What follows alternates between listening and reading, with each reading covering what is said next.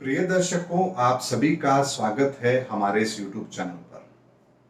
दर्शकों, सितंबर के महीने में एक घटना ऐसी बन रही है जो थोड़ी सी विचित्र जरूर है, लेकिन उसके संदर्भ में मैं आज आपको इस वीडियो के अंदर डिटेल में बहुत सारी बातें जरूर बताऊंगा।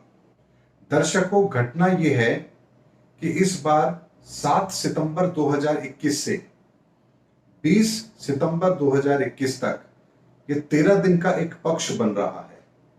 जो लोग एस्ट्रोलॉजी जानते हैं या आपको पता होगा कि 15 दिन का एक पक्ष होता है हमारे वैदिक एस्ट्रोलॉजी के अंदर, जिसे हम शुक्ल पक्ष और कृष्ण पक्ष कहते हैं। प्रतिपदा से शुरू होता है और अमावस्या तक और पूर्णिमा तक वो रहता है। दर्शकों, नॉर्मली ये 15 दिन का पक्ष होता है, लेकिन इस बार ये 13 दिन का पक्ष बन रहा है। और 13 दिन का पक्ष होने के कारण से इसे काल योग पक्ष भी कहा गया है। शास्त्रों में हमारे कहा गया है कि जब तिथि का क्षय होता है तो वो शुभ नहीं होती है। लेकिन दर्शकों, कुछ चीजों को समझना बेहद जरूरी है किसी भी निष्कर्ष पर पहुंचने से पहले। सबसे पहली बात, तिथि का क्षय होना अशुभ जरूर माना जाता है, लेकिन ये इस बात पर निर्भर करता है कि वो तिथि क्षय किस समय पर हो रहा है, यानी कि ब्रह्मांड में ग्रहों की परिस्थितियां क्या बन रही हैं। यदि मान लीजिए 6 ग्रहों की युति ब्रह्मांड में जैसी मकर राशि के अंदर बनी थी, अगर उस समय पर इस तरह का माहौल बनता तो निस्संदेह यह बहुत ही विनाशकारी परिणाम हमें देता। लेकिन जब 7 सितंबर की हम बात करते हैं, जब यह पक्ष 13 दिन का बन रहा है, और 13 दिन का क्यों हो रहा है यह भी मैं आपको बहुत साधारण शब्दों में बताता हूं। दर्शकों, सूर्योदय के समय जो तिथि होती है उसे ही उस दिन की तिथि माना जाता है। अब यदि मान लीजिए आज का सूर्योदय सुबह 7 बजे का था, 7 बजे यदि प्रतिपदा तिथि है तो आज का दिन प्रतिपदा का माना जाएगा। लेकिन यदि मान लीजिए ये प्रतिपदा की तिथि अगले दिन 7:05 तक बनी हुई है, तो होगा ये कि प्रतिपदा अगले दिन तक काउंट की जाएगी और द्वितीय तिथि का क्षय हो जाएगा। क्योंकि द्वितीय तिथि यदि अगले दिन सूर्योदय से पहले ही खत्म हो जाती है तो द्वितीय तिथि का क्षय माना जाएगा। यानी होते तो 15 ही पक्ष हैं, लेकिन जब उनके टाइम डिवाइडेशन होती है तो सूर्योदय से सूर्यास्त के बीच में यदि कोई तिथि आकर चली जाए तो उसे तिथि क्षय माना जाता है। और यहां भी यही हो रहा है, यानी कि 13 दिन के अंदर ही हमारी 15 तिथियों का पक्ष पूरा हो रहा है। इसे ही तिथि क्षय कहा जाता है और इसीलिए ये 13 दिन का पक्ष बन रहा है। कायदे से देखा जाए तो क्षय तो कुछ भी नहीं है, वही 15 दिन है। लेकिन चूंकि सूर्योदय से लेकर के सूर्यास्त के बीच के अंदर तिथियां आ रही हैं, इसीलिए तिथि क्षय भी जरूर माना जाएगा, क्योंकि ये कैलकुलेशन का एक पार्ट है। लेकिन दर्शकों, इसका निष्कर्ष क्या होगा, इसका समाधान क्या होगा, इसके परिणाम क्या होंगे, इसको समझने के लिए हम सबसे पहले 7 सितंबर 2021 का गोचर देखते हैं। यदि 7 सितंबर 2021 का हम गोचर देखें तो गोचर बहुत ही स्पष्ट तरीके से हमें यह बता रहा है कि किसी भी तरह की कोई बड़ी घटना का परिणाम यहां नहीं बनेगा। क्यों नहीं बनेगा, इसका आकलन हम करते हैं।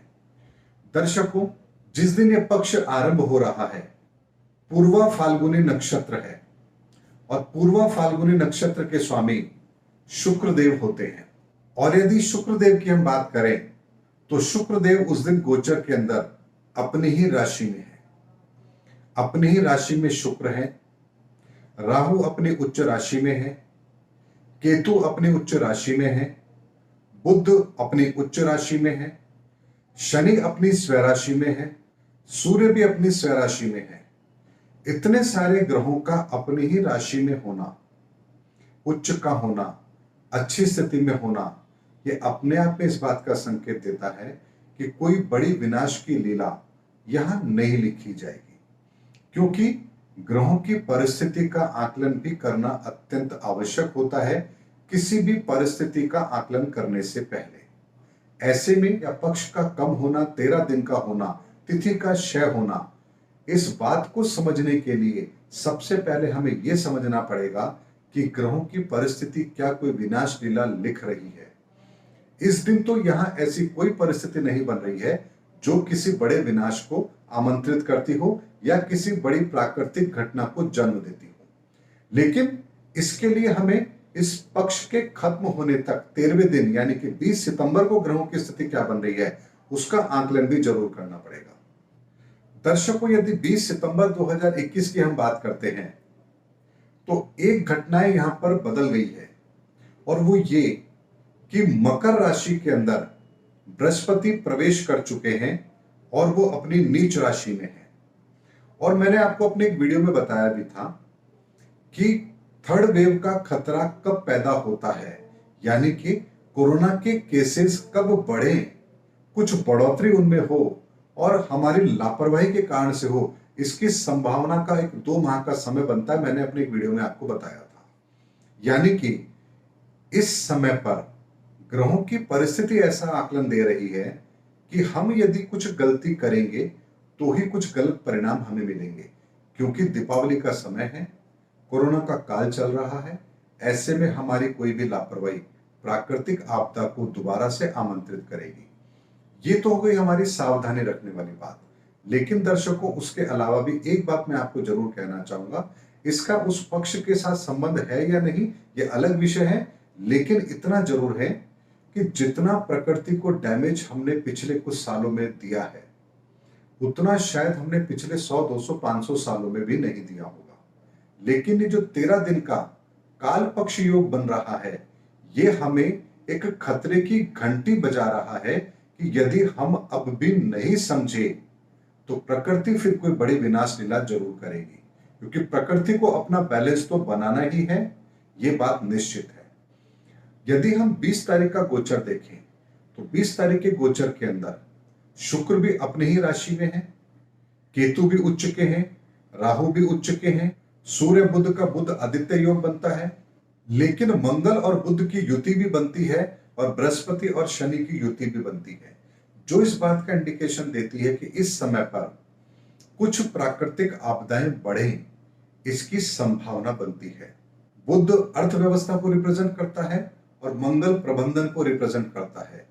आर्थिक तौर पर कुछ विषमताएं हमारे को देखने को मिले, कुछ अर्थव्यवस्थाओं के अंदर हमें कुछ डाउनफॉल देखने को मिले, कुछ ऐसे फैसले करने पड़े जिससे देश की अर्थव्यवस्था को और बेहतर किया जा सके, न्यायिक व्यवस्था के अंदर कुछ बदलाव किए जाएं ताकि व्यवस्था को सुचारू किया जा सके, और बहुत से असामाजिक तत्व जिनकी की हरकतें जरूरत से ज्यादा बढ़ गई हैं उनको नियंत्रित करने के लिए कोई ठोस कदम उठाए जाएं, ऐसी संभावनाएं उस दिन का गोचर देता है।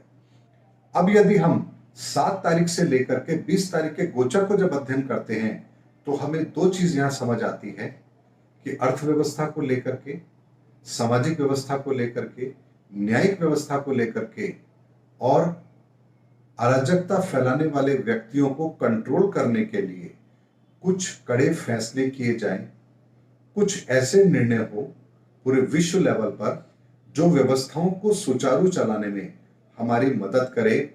ऐसी परिस्थितियों का जन्म इस गोचर से हो रहा है। यानी कि जो 13 दिन का पक्ष बन रहा है ये कुछ बड़े सुधारों का संकेत दे रहा है, साथ में एक इंडिकेशन दे रहा है प्राकृतिक आपदाओं के बढ़ने का भी।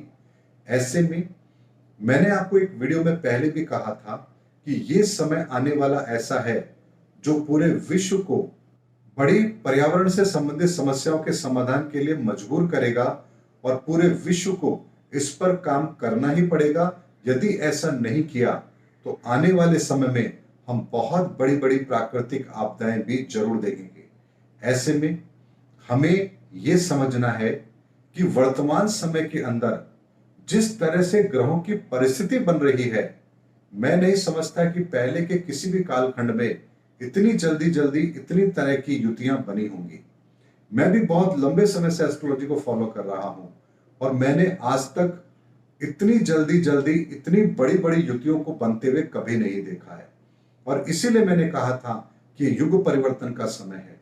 इसीलिए जो 13 दिन का पक्ष बना है, ये हमें इंडिकेशन दे रहा है आने वाले समय में प्राकृतिक आपदाओं के बढ़ने का, और इंसान के द्वारा, सरकार के द्वारा, देश के द्वारा, दुनिया के द्वारा कुछ ऐसे निर्णय लिए जाएं जिससे हम आने वाले समय की विषमताओं को दूर करके समाज को, देश को, मानवता को कुछ बेहतर दे पाए। ऐसे किसी ठोस कार्य को करने की रूपरेखाएं इस समय पर जरूर बनेगी, क्योंकि हमें वस्तु, काल, पात्र को देख करके प्रिडिक्शन करनी है।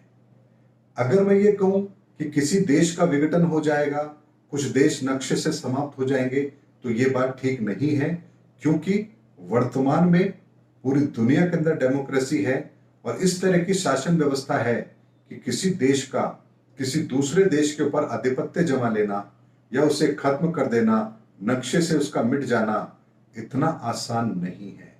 जब तक कि कोई बहुत बड़ी प्राकृतिक आपदा नहीं होगी, कोई बहुत बड़ी प्राकृतिक घटना नहीं होगी, तब तक ऐसा नहीं होगा।